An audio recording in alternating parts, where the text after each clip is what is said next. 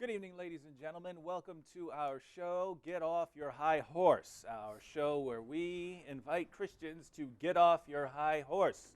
There are Christians out there, Christians around the world, who think that we should put an end to the brutal gang rape of women, of young British girls, of Yazidi girls. There are Christians who actually think that we need to speak out against these things, but we're telling you, Christians, get off your high horse. You need to stay off that horse. You keep climbing up on the horse, looking down at everyone from your high horse, telling people, hey, stop killing people, stop chopping all these heads off, stop putting people in cages and burning them up. You Christians just need to get off your high horse. But I have here my friend Thea. If you're opposing the worldwide domination of the world under Islamic caliphate and the Arabization of all culture and the subjection of the unbeliever, or else that he will pay the jizya. If you don't like that idea, you're on your high horse. Get off your high horse. So, CL and I are agreed that Christians need to get off their high horse. Right? We want to be. We will say that again dozens of times on this program, so that you understand how serious we are. That you need to get off the new catchphrase, your high horse, right? Anytime you are judging others based on their actions, if you look and see a man being burned to death and you say, "How dare you?" You're on your high horse, and you need to get off your high horse. If you look around at the world, study your statistics, and find out that approximately 80% of global persecution is directed against Christians, and you think that's a problem, get off your high horse. Christians have persecuted the people past, so keep your mouth shut. What did the Messiah say in verse 3 of chapter 7 of Matthew? He said, get off your high horse. Not quite, but almost. That's what he meant, but go ahead. Why do you look at the speck that is in your brother's eye? The speck but do of not your brother who is burning a man in a cage. The speck in the speck in the eye of the man who's burning someone in a cage. And then what else? But do not look at the log that is in your own eye. The log in your own eye. You've probably got a traffic ticket, haven't you, Christian? You don't want to. You don't want to make a gay wedding cake. Well, you obviously oppose gay wedding cakes. Oh. You and that log in your own eye, and here you are complaining about the guy burning someone in a cage. You're part of a religion that 1,000 years ago 1,000 years didn't want to be conquered by Islam. Just 1,000 years ago, didn't want to get conquered by Islam. So you fought back. You Christians disgust me. This is just some disgusting, hypocritical stuff. All right, so this is what we're going to be doing tonight on the show, telling Christians to get off their high horse. And of course, if you haven't been watching news, you probably have no idea what we're talking about. But we are referring to comments by President Obama, telling President Barack Hussein Obama that Christians who are looking down on others, looking down on ISIS for acting in the name of Islam, Christians need to get off their high horse.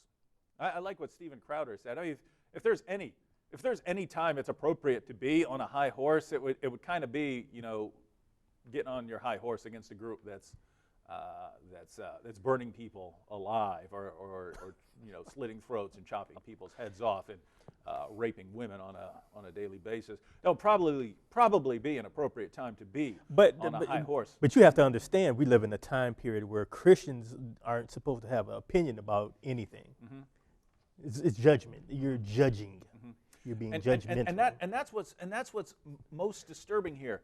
It's when we speak out, they tell us to shut up, right? And then later they say, "Why didn't you speak out? Why didn't you speak out more?" Right? So you had Christians speaking out against slavery. We look at the ones who didn't and say, "Why didn't you speak out?" But then when we do speak out, whether it's abortion or whether it's ISIS, it's how dare you? How dare you judge others? Keep your faith to yourself. Keep your faith in your house, and don't let it affect what you do in the outside world. Keep your mouth shut. And then, you know, like right now, ladies and gentlemen, right now, right? There are things going on in the world. There are things going on in the world. There are some of us who are speaking out against what's going on with ISIS. But I guarantee you, 50 years from now, people are going to be looking back going, why didn't people speak out more? Why did people not take a better stand against what ISIS is doing? How did you just sit back and do so little? How did you sit back and do so little and say so little while people are getting their heads chopped off and people are being burned alive? How do you not speak out more against that? And there are those of us who are speaking out, but you know, it's you got President Barack Obama. Hey, get off your high horse, man. Get off your high horse. We're told get off our high horse, and then when people do get off their high horse, as we're being told, and then later generations condemn them for not doing it. It's the Nazi mentality, right? Mm-hmm. Anytime that we look at any example of that situation, the first thing we go to is the Nazis. Mm-hmm. Like, how could you live in Germany and not say anything about Nazism? How could you not say anything about the leadership of the Nazis? How could you not say anything about the Jews being led off into concentration camps and killed? How could you not say something? Mm-hmm. So we look at that. I don't care how dangerous it was. I don't care what the consequences were going to be.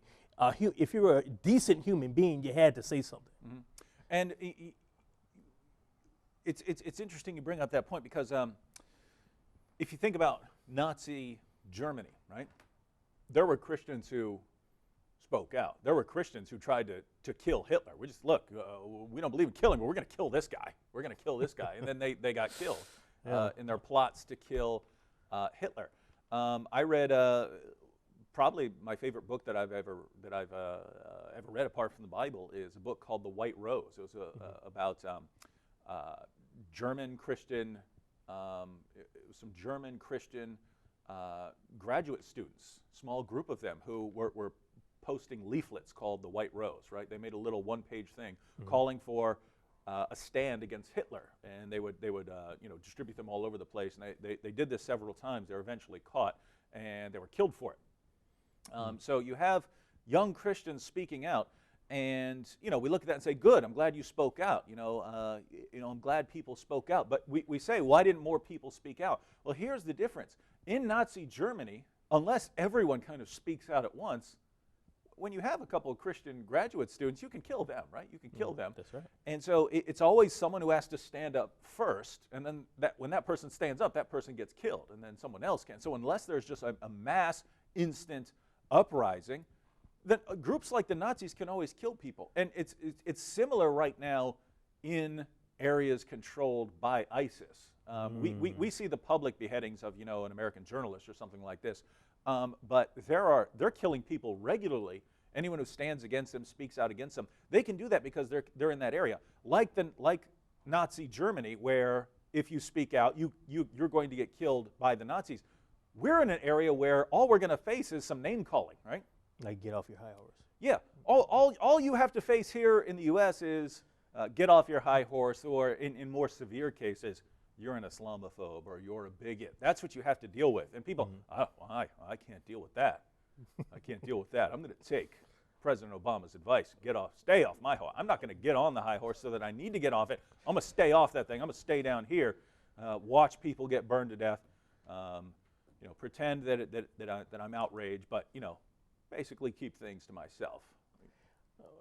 How do you express outrage about someone getting burned to death? What's the proper way to be outraged about it? Because I'm confused now. Any way that doesn't involve you getting on your high horse and judging or condemning or speaking about others. Okay. You understand?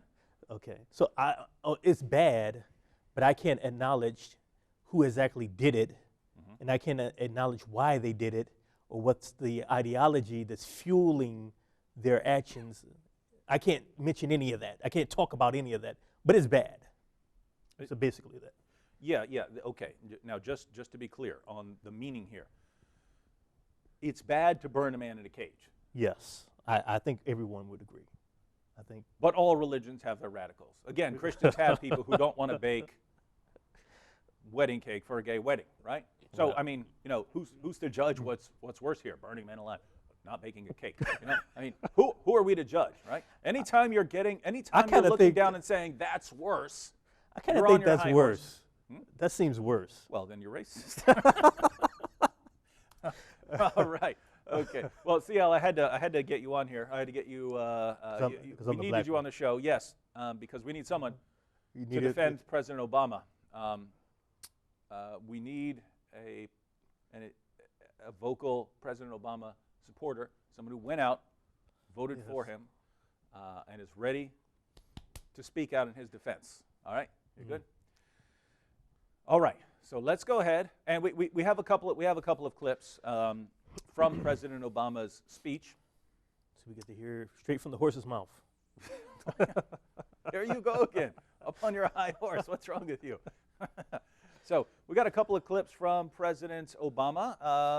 We're going to keep them short, giving you the general idea of what he's saying at the prayer breakfast. Let's go ahead and get the first clip. But part of what I want to touch on today is the degree to which we've seen professions of faith used both as an instrument of great good, but also twisted and misused in the name of evil.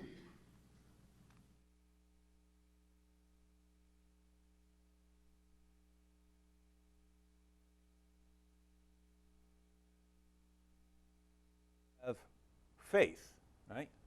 Professions of faith that can be used for good or for evil.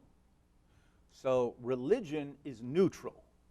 Professions of faith, they're neutral. They can be used for good or they can be used for evil.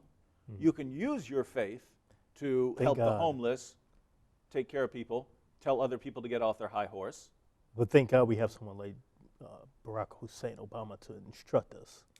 What are the good professions and what are He's going to straighten it out for us. Yeah. So the faith, the religious beliefs, the religious system. Faith is just neutral. That's neutral, right? Good people will use it for good, and bad people will use it for bad. It's like the Force. Yeah. From Star Wars. If you're Yoda, you're going to use the Force for good. If you're the Sith Lord, like ISIS, but let's not get on our high horse here. Okay. Yoda, get off your high horse fighting against this Sith Lord. Jedi have done bad things too. They've done all kinds of bad things. All right, so here's the idea. The religion is just like it's like a tool, right? It's like this pen. I can use this pen to write some lovely message, or I can just jab it in someone's face, right? I can use it for good. I can use it for evil. But it's up to me, and it comes down to the sort of person I am, the use I'm going to make of it. That's the claim. That's the claim, right? And so you should never condemn the tool, right? You don't. If I jab this in someone's face, or if I write some lovely message, write out a check to charity, you don't praise the pen. You don't blame the pen. That's an evil in itself. When you start talking about the tool and you're judging people's tool and saying your tool is the only tool, and everybody else's, that's you're going on your high horse. Yeah, it's bigoted, hate-mongering nonsense, right? Okay. So the religion is neutral. It just gets used for good or for evil. And so it always comes down to the person. And that's why you can say, hey, you, burning someone alive, you are wrong. I'm not laughing at that. But here's what I don't understand. It's according to President Obama, people who are doing this are betraying Islam. We're going to look at a clip of him because it couldn't be the religion that's making them do that. But then it can't be the religion that's making you do good things either, right? Because the religion's neutral. So you can't praise the religion. You just say, well, they're good people who use. Because you don't need to be religious, you need to be good. Yeah. All right. So I'm kind of confused. I'm kind of confused here, right? He's acting as if faith is good when his method demands that he treats it as kind of neutral, but he's presupposing that you're betraying it. You're betraying it. Well, that means there must be some content there, right? The religion must have content that condemns the violence. And that's how you're betraying it. Now, the problem there is we're gonna look at what the religion says. We're gonna look at what the religion teaches, and if the religion happens to tell ISIS to do exactly what they're doing, how exactly would it be betraying the religion? I mean, what? You could say you're betraying the people who are good and who don't do what it says or something like that. But if you're saying you're betraying the religion, which is supposedly neutral, I can't figure out what in the world he's talking about. You understand him? Well, because basically he's coming from a completely secularized mindset. All right, so this is an Islam, Quran, and this isn't Quran and Sunnah Islam. This isn't Islam upon the minhaj of the Salafiyah. This isn't that stuff. It's not that stuff. This is modern day, secularized Islam. So it's just like any ideology. We're all supposed to be good. We're all supposed to be good citizens with each other. It doesn't matter what you believe in. It doesn't matter what you profess to, as long as you're a good citizen and you're doing good towards others. And you leave everyone else alone. I leave you alone. You leave me alone. I do what's right. You do what's right. We just do what's good for humanity.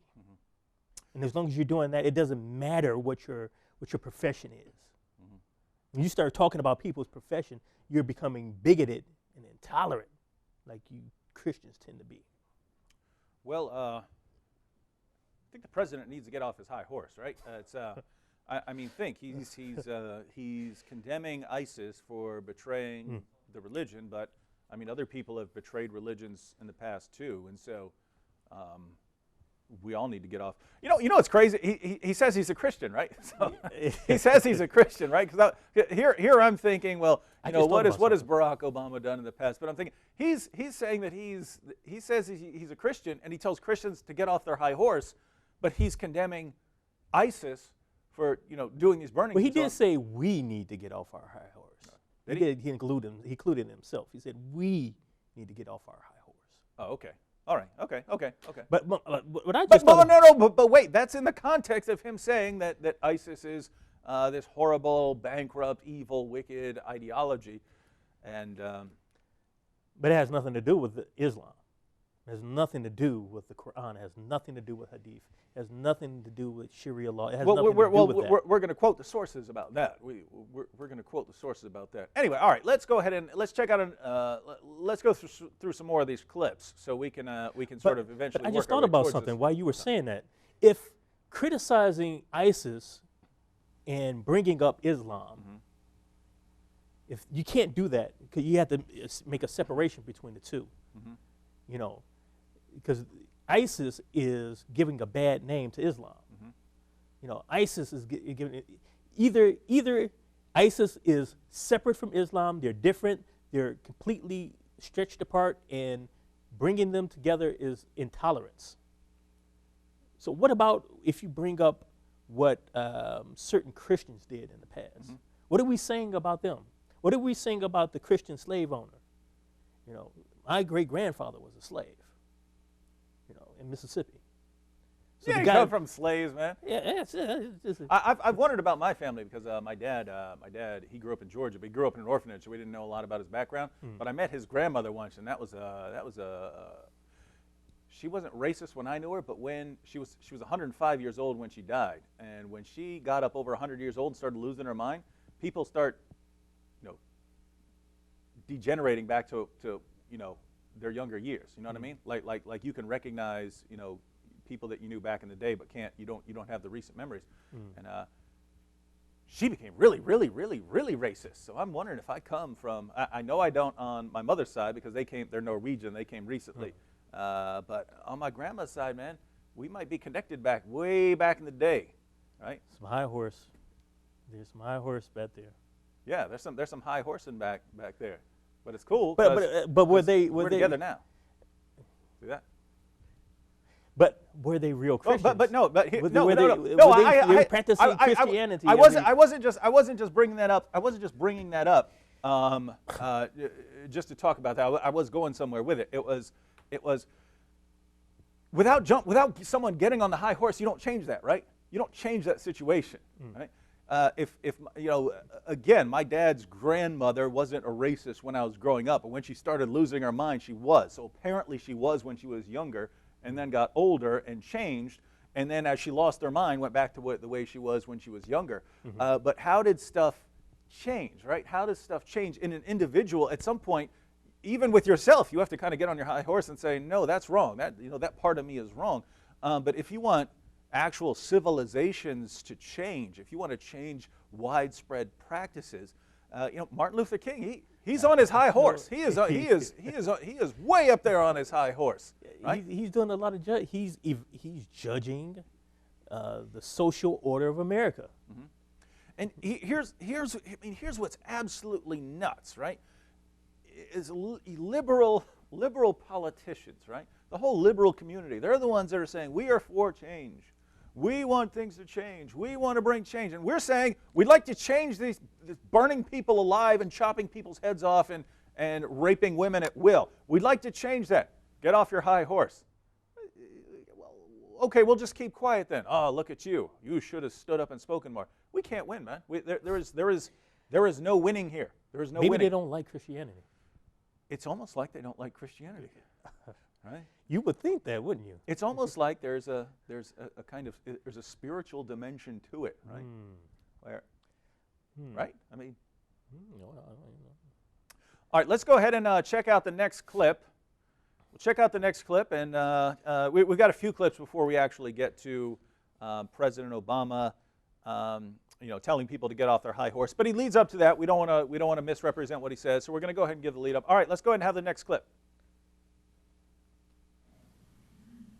But we also see faith being twisted and distorted, used as a wedge, or worse, sometimes used as a weapon.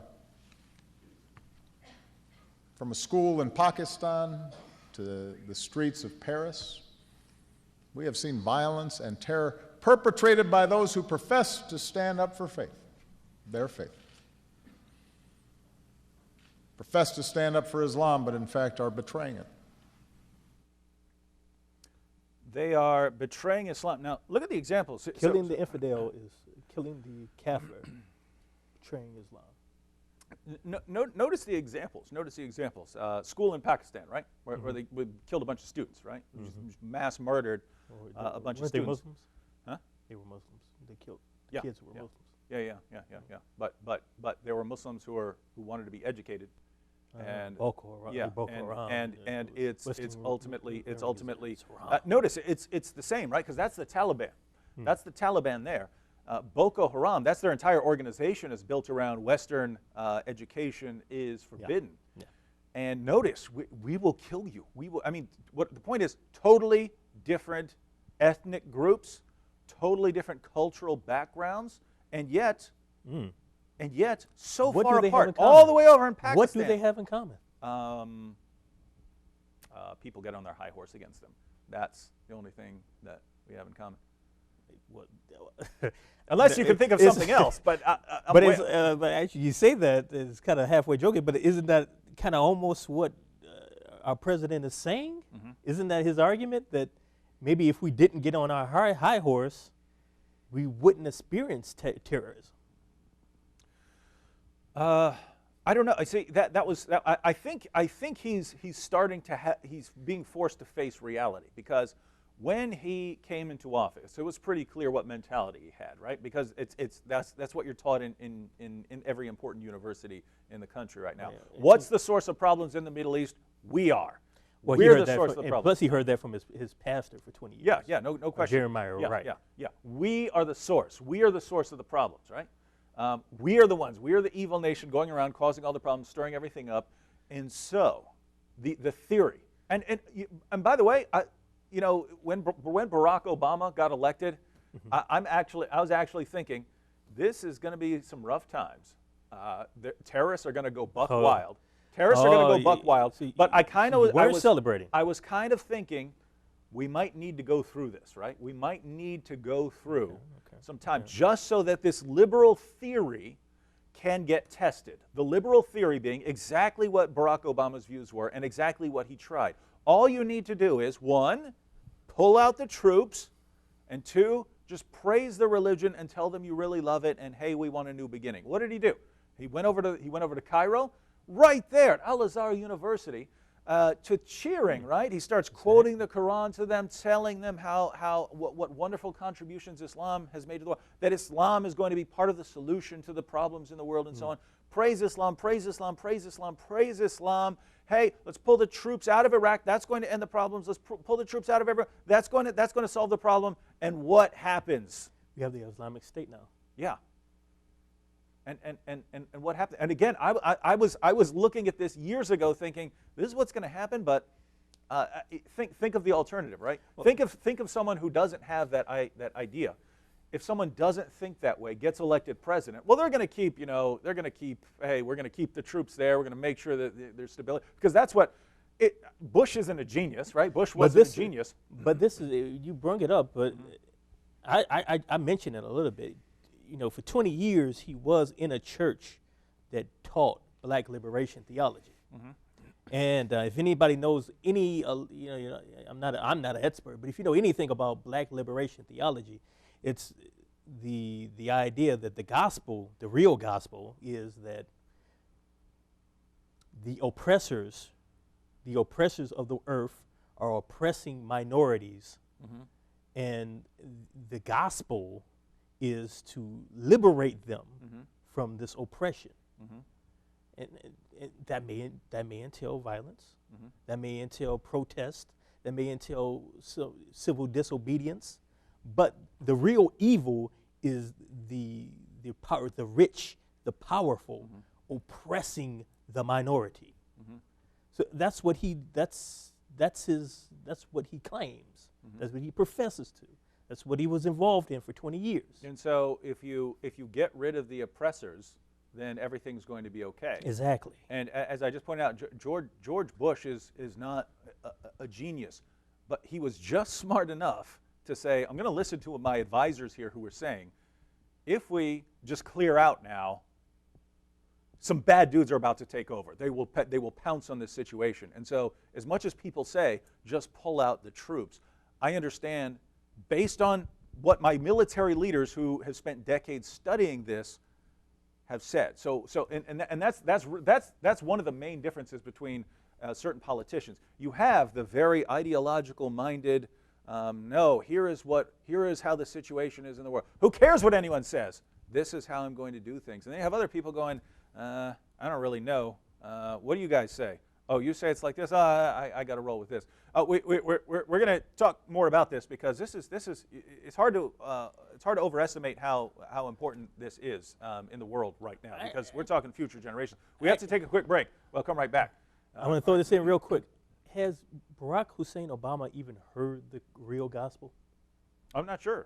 Yeah, you got it from your buddy Jeremiah Wright. All right, we'll be back in just a moment here on the Trinity Channel. Welcome back to the Trinity Channel. CL. Yes, sir. What do you think? What do you think? What do you think? I'm still not off my high horse, but maybe before the end of this program, I will be off my high horse. Well, you better be, or President Obama's coming after you. Now, we're talking about the Cairo speech and things like that, but all the people as you're going through college, and I'm saying this because I was going through college, and I kept hearing what the problem with the Muslim world is, and it's us, right? And so if your former leaders had not really absorbed that mentality fully, so Barack, maybe Carter, but Barack had really absorbed the idea fully. And you saw his attitude when he's taking office is all previous leaders have not understood how to deal with the Muslim world. I'm the first one who really understands it. He's the first president who's actually lived in a foreign country for a long. He's lived in the Muslim world. His father, his whole entire the father is the male side of his family is Islamic. They come from an Islamic country. And so he has this mentality because of that and because of his education. These things sort of combine. And so they're A high horse him. mentality. Yeah. He's on his high horse, looking down at all previous leaders, thinking, "You guys did not know how to do it, and that's why there are all these problems. I am going to show you. I'm going to show you how to make peace in the world." Right? Exactly. And the idea is, Exactly. you just go. You praise their religion. You tell them, "Hey, we're not against you. We are not. We will never be at war against Islam or against anything like that, right? We aren't like that. We don't hate you. We don't despise you. I know you think we do, because previous leaders, kept coming over here and interfering. But we're here to tell you we love your religion. I will defend your religion. I will stop people from painting a false picture of your beliefs. I am here to defend you." And disaster, absolute disaster, non-stop disaster. ISIS doesn't seem to care that he's lived in a Islamic country and he has Islamic family members. They don't seem to be impressed by his knowledge of Islam.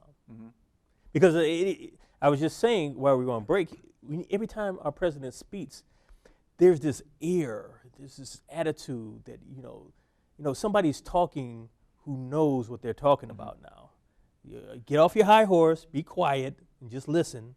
Somebody's talking who knows what's going on. But ISIS doesn't seem to be all that impressed by his attitude. Now think, where has it worked? Right? Egypt. What happened?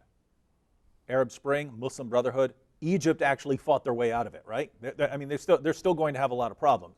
But they actually, hey, first thing, let's get the Muslim Brotherhood in power. Whoa, this is a disaster. Their only ticket out, which other countries do not have, they had a powerful military that could jump in and change anything they wanted to change. So their military jumped in there and changed things. But other countries, endless disaster. Look at Syria. I have a friend who he's an older gentleman, but he came from Syria in I think the late 80s or the early 90s. But he said he felt safer as a Christian in Damascus than he feels in Dearborn, Michigan. Right? Now think about that. You're talking the Middle East in a Muslim majority country. He said he felt safer there. He felt safer there than he feels in Dearborn, Michigan. I said, "What are you talking about? There are plenty of people who would want to do something to you, right? The people who want to kill you, they're in the minority, but they're there." And he said they all understood. If they got out of line, if they went and did something to a Christian, there are going to be soldiers dragging them out of their house to the public square to be shot in the middle of the night, right? He said they understood that. And so what you have, and everyone's giving the solution to the Middle East problem. I can't give you the solution, but I can tell you the problem. Here's the problem. You have various groups, right? Various groups. Not just Muslim groups, but you have Sunnis who want to kill Shias, and you have Shias who want to kill Sunnis. I'm not saying that it's most of them. Most don't. Most want to live their lives and so on. But here's the problem. Those things, let's suppose it's 1%. Let's suppose it's 1% of the population that would want to subjugate the opposing group. It's more than that, right? But here's the problem. Let's imagine that it's 1%, and you're dealing with a country, not like Saudi Arabia, where it's overwhelmingly Sunni, one group, but a place like Syria, where you have a huge mix, or Iraq, where you have a huge mix. Notice the main areas of conflict. It's the areas where you have huge mixtures. Why? Because you have some people in those areas who want to kill all the opposing groups. Now, even if that's a minority, these things are capable of escalating very, very quickly. How? Well, suppose it's just 1%, right? If that 1% is not fearful of something much more powerful than they are, if they are not fearful, then that little one, those little 1%, all it takes is a couple people, right? It takes a couple people. We go blow up the other guy's mosque. Well, guess what? Now that 1% of the people who wanted to fight you before on the other side, now that's 5%. That's 5% because you just blew up their mosque. They just got really hostile, and they want a retaliatory attack. So they attack you. Well, now that it was only 1% over here, now it's 10% over here. These things can escalate very, very, very quickly. And so what you have is, in places where you have these various groups, going back to the time of Muhammad, they're killing each other. Were Sunnis and Shias killing each other after Muhammad died, and you have the Sunni-Shia split? They're killing people left and right. Aisha marched an army out against Ali. The Battle of the Camel, approximately 10,000 Muslims died. The first generation of Muslims almost annihilated itself with fighting. Muslims today, how do you look back at that generation and say, well, we're better than they are? You can't. Is the first generation the worst generation of Muslims? The best generation. They're the best generation according to The Muhammad. most Islamic generation. The most Islamic, best generation of Muslims ever, according to Muhammad, almost annihilated itself by fighting and killing one another. So here's what you have in the Middle East. You have certain groups that want to kill each other. Even if it's a minority of those groups, you have groups that want to start killing and slaughtering each other. Those situations can escalate very, very rapidly. They can escalate to horrible violence very, very rapidly. What keeps it from escalating so rapidly? What keeps it from escalating? They have to be terrified of someone, right? You're not being on your high horse. Yeah, that's what keeps it, right? Yeah. But notice what you have. Notice that places like Syria that have the potential for being very volatile and becoming a bloodbath, or Iraq, right, where you have tons of Sunnis and tons of Shias and tons of Christians and other groups. And yet, they're not all killing and slaughtering each other 15 years ago. Why? Because in every one of these areas, the only person who ever gets to maintain control is a brutal dictator, right? And that's why you end up with Saddam Hussein in Iraq, and Assad in Syria, and Mubarak in Egypt, and Gaddafi in Libya. That's why you end up with these guys, because if it was anybody else, they would have lost power long ago. If some of these groups smell weakness, huh? Almost suggesting the only person who could come to power in those situations had to be hard-handed, brutal dictators. Absolutely. And there's a reason. See, here's what we have. And this. If I hope you guys are paying attention to this, because this is some of the most important stuff we've ever said on here. Right? You think of three different sort of types of government. You think good, stable government, right? That's what most Western nations have. It's not perfect. There can be problems, but it's stable. You're safe walking down the street. You're safe. You're okay. You can go to work. Your kids can go to school. Yes, the government's not perfect, but it's good and it's stable, right? Good in the sense that it actually focuses. You're saying it's not oppressing. Yeah. The minority need to be freed. Yeah, exactly, right. So you could be more or less. I don't know about that, but you could be more or less. You could be more or less good. You can be, and so on. But here I'm using it in a very loose sense of a government that is, still protecting people's rights for the most part, and where you can grow up, you can have success, and so on. People aren't going to kill you over ridiculous things, and so on. So you have good, stable government. That's what we want in the world, right? Then there's a different level. Bad, stable government. You can have a bad but stable government. And what I'm talking about here is someone like Saddam. There's stability in the country. In Syria, before what happened recently, there was stability. You were safe in Syria if you didn't get out of line. Now, you have brutal dictators in power who will crush you if you get out of line, but there's still stability in the country. And third, think about a different level. Think about just chaos, just violent, bloody chaos. Violent, horrible killing, slaughtering. You're not safe. You have no stability. It's psychologically affecting your kids, that it's nonstop tragedy and so on. Think about these three levels. Good, stable government, bad, stable government, and then just chaos, anarchy, right? We, over here in the West, we look at the Middle East and say, look at all these bad, stable governments, right? Look at Saddam, bad. Stable, but bad. Look at Syria, stable, but bad. Egypt, stable, but bad, right? And we think, wouldn't it be good if they had good, right? Wouldn't it be good if they had good, stable governments? Well, how can they get a good, stable government? Well, the reason the government's bad is because they have these bad dictators in power, right? We have these bad, evil dictators who are running things. Let's help the people get rid of these evil, bad dictators. Then the people can rise up, and they will be able to put together a good, stable government. And time after time after time, when has this worked? When has this worked over there? It hasn't worked yet. It hasn't worked. You end up with disaster. That's why I pointed to hasn't Egypt. worked yet. Egypt is the only one that has escaped disaster because they had a military step in there and say, no, we're going to bring it back to bad, stable government. Right? They were heading towards complete anarchy. The military stepped in and said, no, we're not getting any worse. We're going to keep it at bad and stable. So here's what you have. We're looking at the bad, stable governments saying, why can't they be good, stable governments? Let's help them, not realizing that by taking out the dictator, the person who was making the government bad, but it was stable, by taking out the dictator, you took out the one who was keeping everyone from killing each other and blowing up each other's mosques and raping and pillaging and burning and blowing up things, right? That was, people being afraid of Saddam was the only thing that kept them. Or you keep the guy who wants to bring the Khalifa back.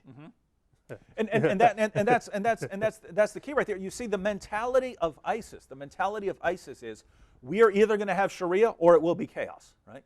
It's Sharia or chaos. We're not going to be governed by some secular dude. If you guys want to descend into chaos, why? It's in their best interest to give people the alternative of endless fighting and bloodshed or Sharia. Because people will choose Sharia if they have to, if it's Exactly. Sharia or wonderful peace and tolerance and so on like this. There are lots of people who would say, hey, I want the wonderful peace and tolerance. But if it's between Sharia and endless bloodshed, there are people. Okay, we'll take the Sharia. We'll take the Sharia anything, right? We'll keep our mouths shut. We'll veil up our daughters and so on. We'll do that just to keep you from killing and slaughtering us. So here's the situation in a nutshell, and then we're gonna go to some callers. These different ways of government, we're looking at in the West, bad, stable government. Why can't it be good, stable government? Not realizing the dictator was the only thing keeping it from being chaos. And then we help take out, we help in Iraq, in Egypt, in Libya, in Syria. We help them get rid of their bad dictators. And then it's just chaos, chaos, chaos, killing, bloodshed. Everyone's blowing up each other's mosques, blowing up churches, blowing up, destroying everything. And then we're wondering, oh, what's going on here? We thought that peaceful uprising was going to, the Arab Spring is going to kick in, and everyone's going to want peace and tolerance and democracy, not realizing there were people there who don't want democracy. There are people there who want democracy. There are people there who want a better, who want a good government. The people who are killing and slaughtering are now off the chains, right? They were held on a tight leash by people who would kill them. Now there's no one there to kill them, and us Western governments will even stop dictators from doing anything about it, right? It's the United States who tells Assad, don't be a brutal dictator, here's the red line, right? So keep in mind, think about this, because this is really huge, right? I'm not for being a brutal dictator. Being a brutal dictator is horrible. But if the situation is you have a bunch of, you have ISIS forming, Assad could have crushed ISIS. Assad could have, it wouldn't have been pretty. It would have been horrible. There would have been things we regard as war crimes. But here's the real question. This is what bothers me. Do you, A, let Assad go and get it over quickly in a really, really brutal fashion? In other words, do you let him do what a brutal dictator does, which is the only thing that would bring stability? Or is it more humane and tolerant to let the entire country annihilate itself, right? Is the situation in Syria right now just endless fighting? I mean, look at towns that used to be beautiful, towns that used to have buildings that have been there for so many centuries, churches that have been there for so many centuries, and now it's just rubble. It's just the entire cities are piles of rubble. Is it really better to say, all right, now we're keeping Assad on the leash so he can't be the brutal dictator that he is, because we will come in there and stop him? So Assad, you need to be basically a halfway decent guy. And what's going to happen? Well, you've got millions of refugees now living in camps, families having to sell their daughters through mutta to have sex with wealthy Saudis because there's no way else for them to eat, and that's better than the brutal dictator. So here's the idea: here's what's horrible. In the United States, we can't stand the brutal dictators. We can't stand the tyrants. We can't stand those sorts of ideas. In the Middle East, it's like this. Osama Dakdak, he says, basically you have wolves, and the only thing the wolves are scared of is the lion, right? And because the lion will destroy the wolves, right? And our mentality is get rid of the lion. and okay, then it's just wolves, right? And so that's the situation. And But I think one of the problems that we have now is that we have a group of people who have an ideology. I don't think they actually see America as being better than, and I'm not trying to get political, I'm just being real. There are people who have this mentality. They don't see America as being better than the bad dictator. In their eyes, it's pretty much the same. There's a moral equivalence going on here. Yeah, and see, that's a. Back in the day, you could do something, right? There is a massive combination of factors that are coming together right now, right? But those factors are actually what they're going to lead to is horrible, right? Because when you have this mentality of we're no better than anyone else, On your high horse. yeah, you're on your high horse. But think, who can really take that seriously? We're no better than cultures that with honor killings, right? Oh, you've dressed a certain way, we're going to kill you. Are you really serious that we're no better than that? No, because we're the evil United States of America. Well, here's applying this to a more global scale, and then we'll go to some callers. But applying this to a more global scale, right? You had bad dictators that we wouldn't want running our country in the Middle East, keeping some level of stability. Those are getting removed, and now it's chaos. Because we either help get rid, You were propping these dictators up. Yeah. But now it's, hey, we understand. Let's get rid of the dictators. Help people get rid of the dictators, and then it'll be what? We think it'll be good government. We hope that it'll be good government, but it never works out that way. Why? Because you cannot do that when you have people who want to start killing and blowing up each other's mosques. Keep in mind, it doesn't matter if 90% of the population wants peace and tolerance. If the other 10% are blowing people up and slaughtering, those people don't have the option. You don't have the option to be, to live in peace and tolerance if people are just blowing you up and killing you. So now, with no one to be scared of, who do you have to be scared of? You have ISIS, who's burning people in cages, and the alternative, Assad. Well, we can control him. Hey, you need to watch out and be a good, calm, peaceful leader. And that's the situation, and it's just not working. It's ending in disaster. But from a more global scale, right? Everyone complains about the United States because we're like the world police, right? We're the world police going around policing the world. Well, on our high horse. Yeah, on our high horse. And guess what? The United States has messed up over and over again in the world, right? We're messing up right now in the Middle East. But there are worse things in the world, right? Here's the idea. There are worse things that could happen in the world than the United States, because at the end of the day, we don't want to take over. The United States doesn't want to take over the world or conquer the world or subjugate everyone. We don't. Say. Yeah, we don't want to do that. We don't want to do that. We just want, we don't want the bad things in the world really messing us up, and so we're going to try and get. And so we act in our own self-interest, and so that can down the line cause some problems and stuff like this if we're focusing mostly on ourselves. But the point is, we're not trying to take over the world. There are other people who are trying to take over the world. And all you people, hey, the United States needs to step out of it, not do anything, and just sit back and chill and so on. Someone's going to step into that void right there. Just like But anywhere doesn't else our in the world. president realize, did he realize when he said these things that he's adding fuel to people who want to go and join ISIS? Because that's some of the propaganda that's used to recruit them. Oh, yeah. There's no question about that, right? Oh, you evil crusaders. Oh, wait, I remember some evil crusaders. Yeah, we do need to go and join ISIS. But yeah, it's just hilarious in that we're told the reason you can't associate ISIS with Islam because that would encourage other people to join ISIS because you're confirming that they are Islamic, as if some young bucks deciding what to do, and I'm going to listen to the President of the United States and what he says, right? Not from the Quran and the Hadith or Muslim scholars and so on. All right, let's go ahead and take a caller, and maybe we'll get back to some Barack Obama clips. Hi, who do we have on the line? My name is Jose. Hi, can you turn up the volume for us? Yeah, my name is Jose. Can you hear me? Yeah, we can hear you now. Hear you. Oh, you know what I was going to say about the Crusade thing? The Crusades were in response to Islamic invasions of Muslim land. Christian land. Yeah. And also, too, here's another thing that people don't know is that Muhammad attacked the Jurham tribe. The Jurham tribe. The what? And the Muhammad attacked the Jurham tribe, which was the Christian tribe. Jurham. Okay. Yeah. Okay. I thought you were saying German, but go ahead. Yeah. No, the Jurham tribe. The Okay. one that Yeah. it was Muhammad attacked them, and they were Christians. Uh-huh. But that's the same tribe and he killed all the men and kidnapped the women. That is the same tribe that Ishmael is supposed to be married into. So how is that possible? That he attacked the Christian tribe, and the Christian tribe that was the tribe that supposedly Ishmael married into that tribe. Well, there's once you have the religious identity, there's no more mercy, right? Muhammad would kill his own tribe. He'd go after his own tribe, right? But Yeah, Muhammad, I think I saw an article from someone who pointed this out. The mentality is that Muhammad is the perfect man. Mhm. So it doesn't matter. Okay, you're the tribe of Jurham, and you're the tribe descended, from Abraham and Ishmael. Okay, that's great, but you need to recognize the perfect man is here. Mhm.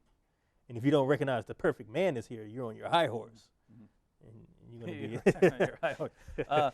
Yeah, but he's absolutely correct about the Crusades. We actually have a video. We're going to get to that a little bit later, but we have a video from Dr. Bill Warner. We have a video from Dr. Bill Warner that we're going to look at a little bit later on the Crusades and what happened with the Crusades, because this is really even in the Muslim world, they understood. Up until very recently, when it's used for propaganda purposes, historically, Muslims understood that this was a war, that this is a response to Muslims invading Europe, and that Christians came up with the idea, well, if they keep coming over here and fighting, why not go over to the Middle East, fight there, and that way we don't have to fight in Europe, and we can take back lands that were Christian lands that have been taken over by Muslims. But now, Muslims look at it as Muslims are just sitting there minding their own business, and Christians came and attacked them, and how do we view it in the West? Right? I still believed this in college, right? I still believe this when I was in college after I became a Christian, and Muslims are sitting there minding their own business, and Christians came over there and attacked them. Right? Why? Because that's how it gets presented. It's nonsense. Muslims were invading in Western Europe, in Eastern Europe, and Southern Europe. They're coming up in the East. They're coming up over in Spain, up into France. They had pirate havens all along Southern Europe. He didn't mention that. All along Southern Europe. And they're invading, and then people get the idea, well, look, we are not going to be controlled by that, right? They understood this. This is something that the modern liberal does not understand. And wasn't this all a continued, this invasion into Europe, wasn't this all a continuation going back to Muhammad? It never stopped, right? Yeah, It was one incident after the next. Yeah, you can actually actually look at maps, right? Here's the territory conquered by Muhammad. Here's what Abu Bakr got. Here's what Umar got. Here's what Uthman got. Here's what it just keeps growing until the Crusades. Now, we're not defending the Crusades. Some horrible things were done in the Crusades.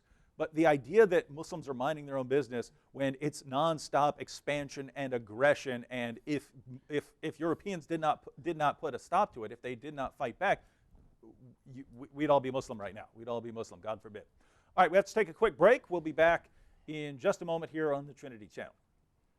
Welcome back to the Trinity Channel. We are trying to get off our high horse, but we just can't help judging groups like ISIS and the people who defend them by trying to deflect criticism. Evangelical right? Protestant Christianity. Evangelical Protestant Christianity, Christians who never speak out against evil enough but are told to keep their mouths shut whenever they do. Not sure what people expect us to do here.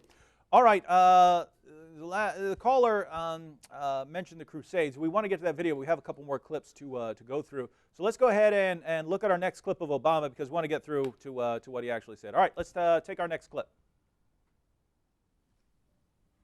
We see ISIL, a brutal, vicious death cult that, in the name of religion, carries out unspeakable acts of barbarism, terrorizing religious minorities like the Yazidis, subjecting women to rape as a weapon of war, and claiming the mantle of religious authority for such actions.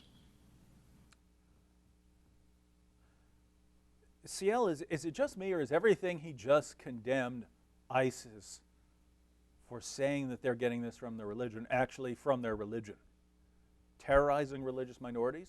I mean, is it just me, or does the Quran say, fight those who do not believe in Allah? Is it just me, or did Muhammad say, I have been commanded to fight against people till they say, La ilaha illallah? I've been commanded to what? Fight against people. That's you getting on your high horse again. Because haven't you read? It's me being able to read, right? You You literate people, you people who can read on your high horse. haven't you read your Yeah. Bible? Have you read your Bible lately? Yeah, you got to jump like that, which is what he does, right? It's That's exactly what he does. Let's flip it. Let's flip it, right? Think about this. He did. There is a video of him. Oh yeah, I've seen that too. I've seen that too. Going off Yeah. on the Old Testament. What about Leviticus, right? So yeah, but I mean, think about this. Think about this. Think about this. How How does he really feel? horrible that ISIS claims to be subjugating religious minorities in the name of the religion that says, fight those who do not believe in Allah, nor the last day, nor hold that forbidden which hath been forbidden by Allah and His messenger, nor acknowledge religion of truth until they pay the jizya with willing submission and feel themselves subdued. Subdued. They have to be subjugated, right? The Quran commands you to subjugate them. And when ISIS actually says, we're going to obey the Quran, how dare they say that they're doing exactly what the Quran says when they are? Or the raping of women, chapter 4, verse 24. What? Not entirely clear when you read it. It says, also forbidden to you are married women, except those whom your right hands possess.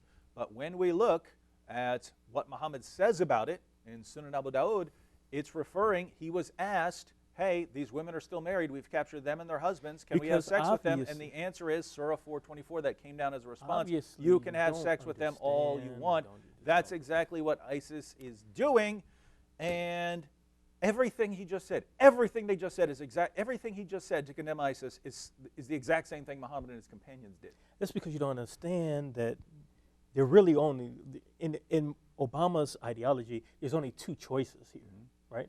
Either you're going to do literally what your holy book says, and you're going to start killing and raping and enslaving people, which you people do, or you're going to have a new, postmodern, liberal, updated, liberalized reinterpretation of your religion, right?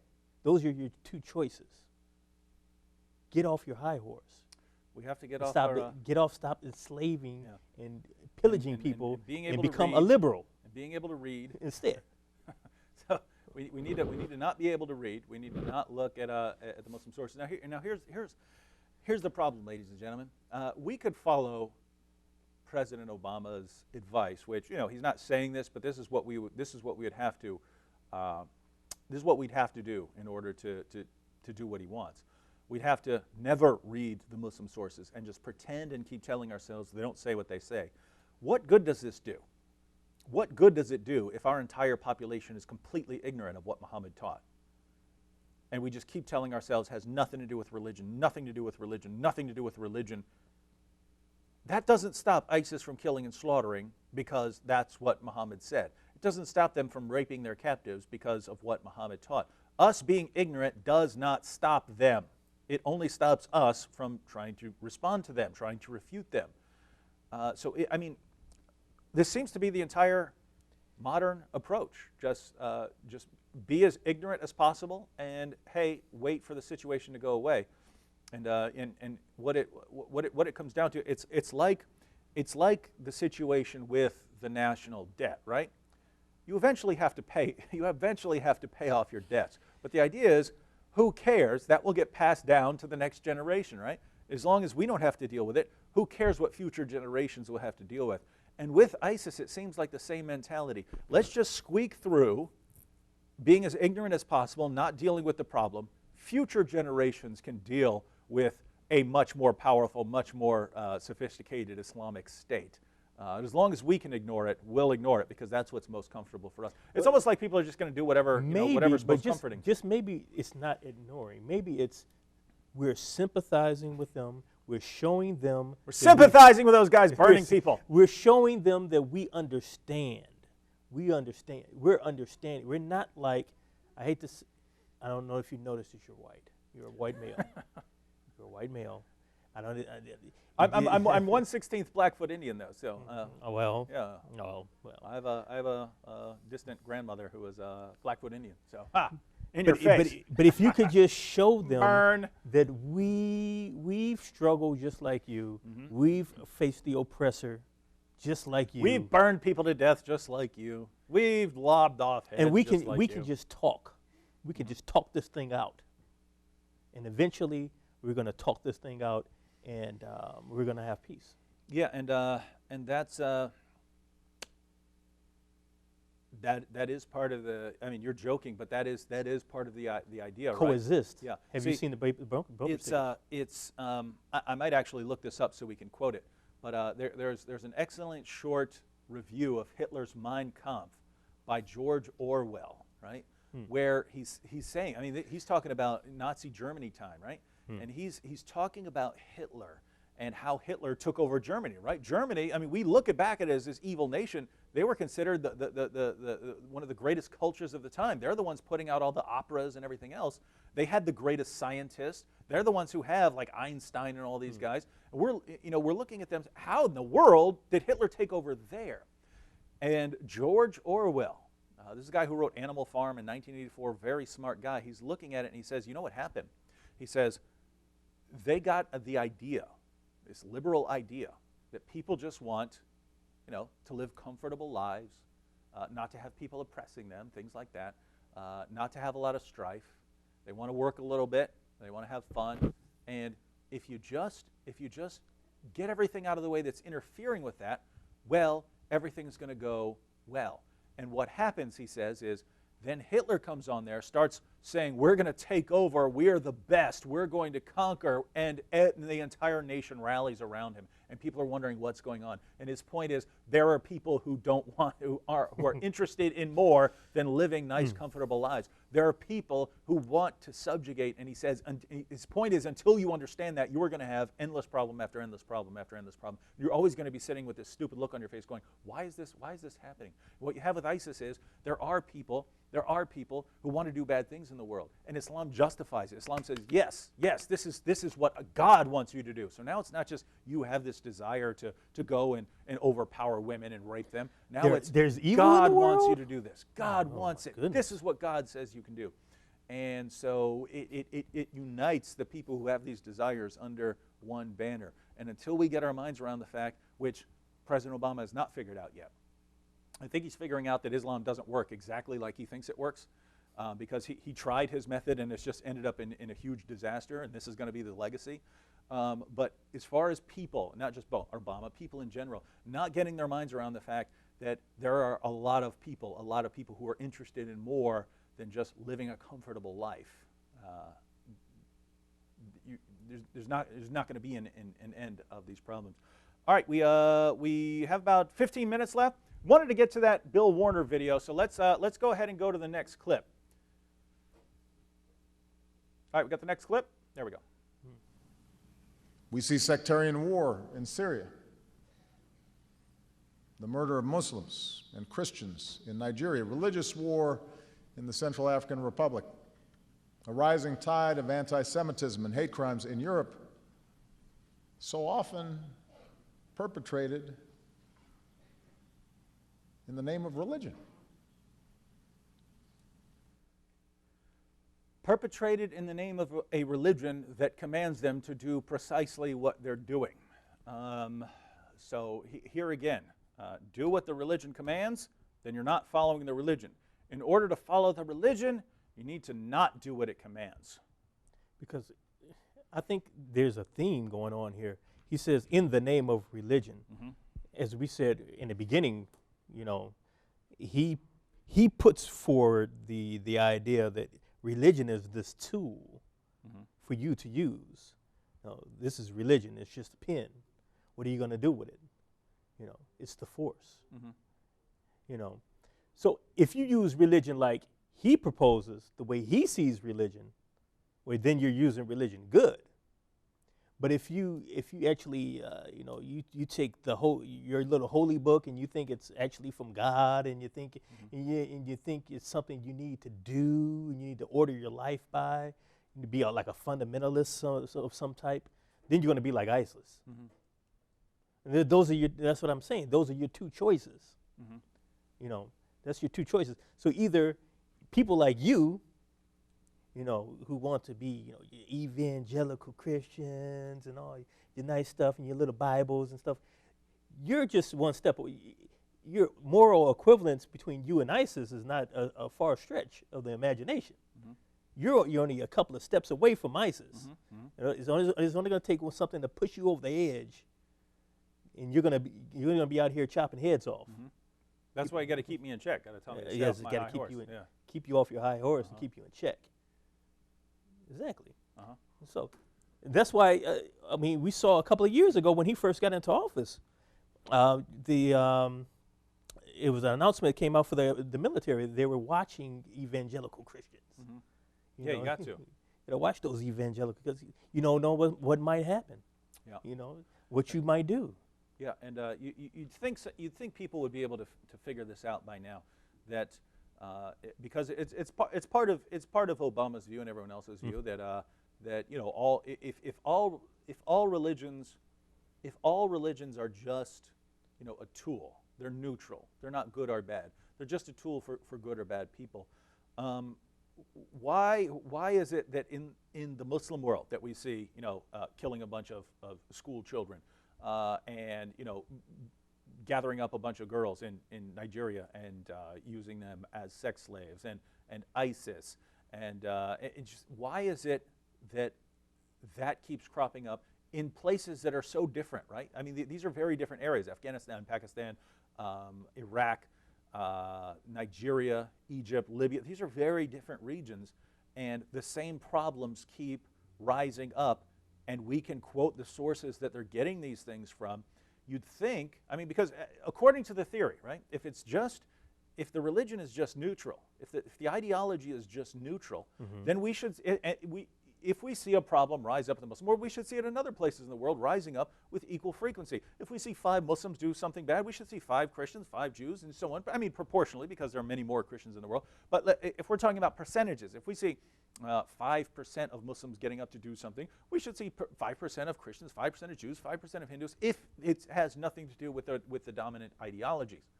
But when we see over and over and over, when we see that over 90% of the world's honor killings are committed by one group, and it ain't Jews, when we see that 19 of the 20 worst places in the world to be a woman are Muslim majority countries, when we see this, it seems like it should kick in at some point. Maybe there's something we're just refusing to pay attention to here. We are refusing to pay attention to it. But I think someone like our president believes it's not that the religion could be evil or good or bad. It's the approach to the religion. So it's the conservative approach to religion. If you approach religion with a conservative bent, with a serious bent, you're trying to model your life. You're taking this as serious words of God. Like I just said, everything I just said before. If you have that attitude, that's what's evil.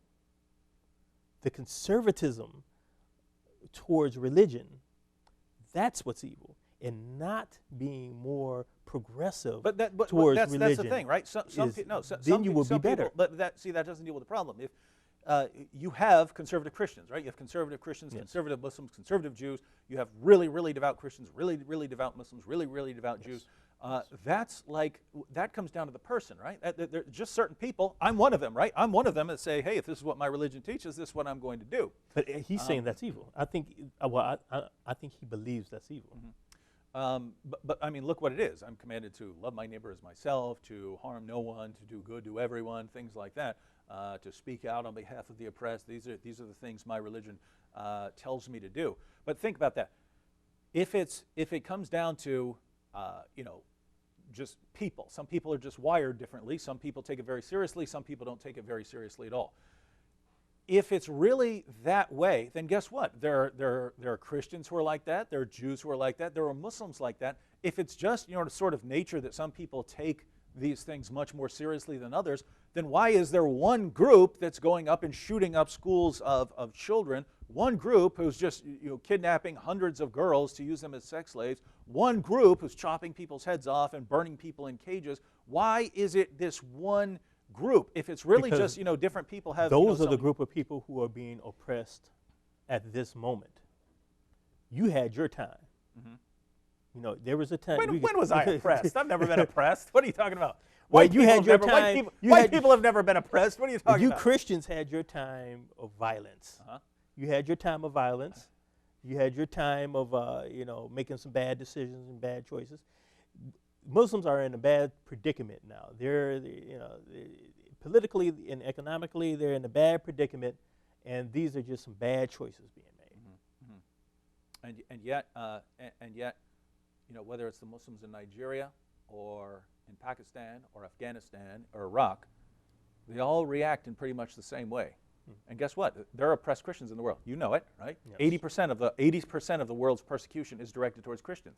Most persecuted group of people in the world. If we're the ones who are most oppressed in the world, then we should be the ones doing most of the terrorism, most of the beheading, most of the burning people's in cages, and we're not. And so every theory you've offered to defend your hero, President Obama, has failed miserably. Actually, if you think about it, no one in the world, no one reacted violently to what President Obama said during that prayer speech.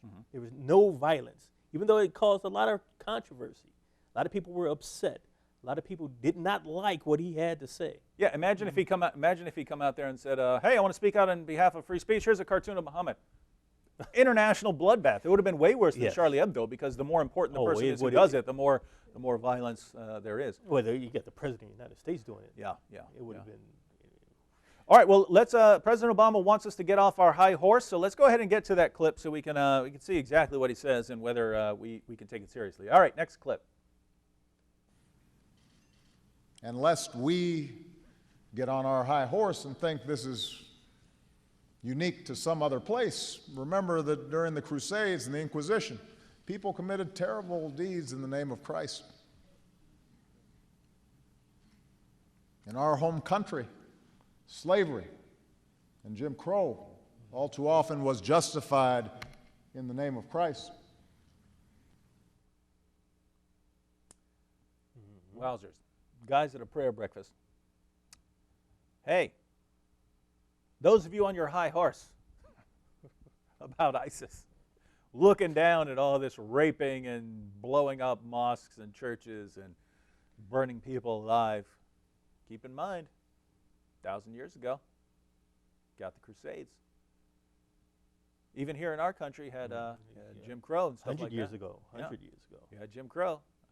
Bad things have happened in our country, therefore, keep quiet. Don't worry about it too much. This is rough stuff, right? I mean, this is. I put it this way. I feel like imagine if you really took this seriously, right? If you jump up and start chopping my head off right now, and so I say, hey, stop chopping my head off. Well, don't get on your high horse there. And I said this before the show. We had a American female who had just been killed this weekend, right? We had a Jordanian pilot burnt to death. Okay. So you're worked up. You want to say something. This is the prayer breakfast. You want to come against something. You want to sink your teeth into something. Yeah. You want to Yeah. talk about something. Yeah. You Christians on your high horse. Preach it. That's what you want to talk about. Preach it, CL. That's what you want to do, right? Yeah.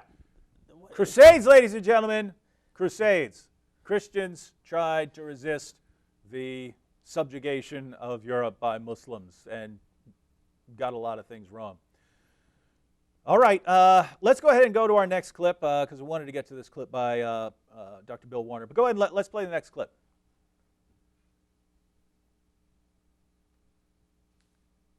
Whenever you're dealing with an apologist for Islam or even a Muslim and you bring up jihad, almost immediately they kick back to you. Well, what about those terrible crusades? Why, they're the moral justification for jihad. I mean, we're just as bad as they are, so let's not talk about jihad, okay? Let's talk about the crusades. Well, what I would like to talk about here are facts. And it turns out I sat down and put together some work, and I created a database of some 548 battles that Islam fought, jihad battles against classical civilization. And this aren't even all the battles. It really doesn't say much about Africa and India, Afghanistan and all that. It's primarily the battles against the classical civilization of Rome and Greece. So, 548 battles is a lot, and it's too much to even comprehend.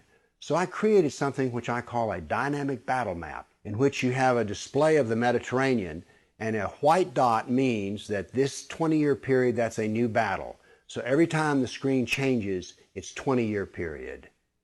The colors white turn to red, and so you can see a history. This may seem a little confusing, but I think when you see it, you'll know exactly what I mean. And here it starts. Islam burst out of the Arabian Peninsula and immediately starts attacking the Middle East. And notice that it doesn't take long until they're crossing the Mediterranean and attacking southern France and Spain. Notice something here. Most people think of Islam, they think of Arabs, they think of desert, and yet here we see that Islam is projecting power throughout the Mediterranean. Notice how the little islands of the Mediterranean are getting hammered.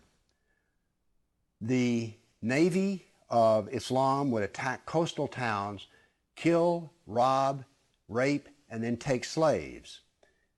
So this whole battle map, as it unfolds, you're seeing slaves being taken. Over 1 million slaves were taken out of Europe into the Islamic world. That's something you don't think about much, but it's absolutely true. There were over 200 battles fought in Spain alone. And we also see, however, on the east coast in Turkey, that Islam is trying to break into Europe. Now, what's going to happen is, in Spain, this ongoing fight that lasted for 400 years, the Christians are going to push back the Muslims. But now then, what has happened over in the east is that Constantinople has fallen, and now then Eastern Europe is getting hammered. The jihad now comes to Eastern Europe. It's pushed out now of Spain. Northern Africa is now completely Islamic. The Middle East is completely Islamic. This is all jihad, relentless jihad. And why is it so relentless? Well, Muhammad was relentless in his jihad. And these people are good students of Islam, and so it's against the kafir, on and on. It was traditional that when the Sultan came to power, the brand new Sultan, he would immediately try to launch new wars, because he was going to be noted in his Islamic history as to how well he fought against the kafir. So that's what the jihad looked like over that time period, 548 battles. But remember, when you bring up jihad, people want to bring up the Crusades. So I also prepared a dynamic battle map of all the offensive raids of the Crusaders. Let's watch it and make a comparison. And so it begins. The Crusades enter into Turkey and the Middle East. Battles go on, but aren't there far fewer than you thought there might be? And here we go. The last battles are fought, and that is the end of the Crusades. So now then we can talk about some facts. Yes, there were Crusades, but notice they ended centuries ago, and jihad is being practiced today. Jihad has been with us for 1,400 years. There is no comparison between jihad and the Crusades, certainly not a moral comparison. And when you're looking at the Crusades, remember, in one sense, all of the Crusades were defensive wars. Why? Well, as we saw on the first jihad map, it was Islam that came out of Arabia and conquered the Middle East, a Christian Middle East. And so the Crusaders were trying to free their Christian brothers and sisters from jihad. So there's no moral comparison at all. The motivation of the Crusaders was to free Christians. The purpose of jihad is to enslave the kafir. So the next time you hear somebody talk about, oh, those dreadful Crusades, you've seen some facts about the matter. Why don't you pipe up and tell them you don't really know the matter?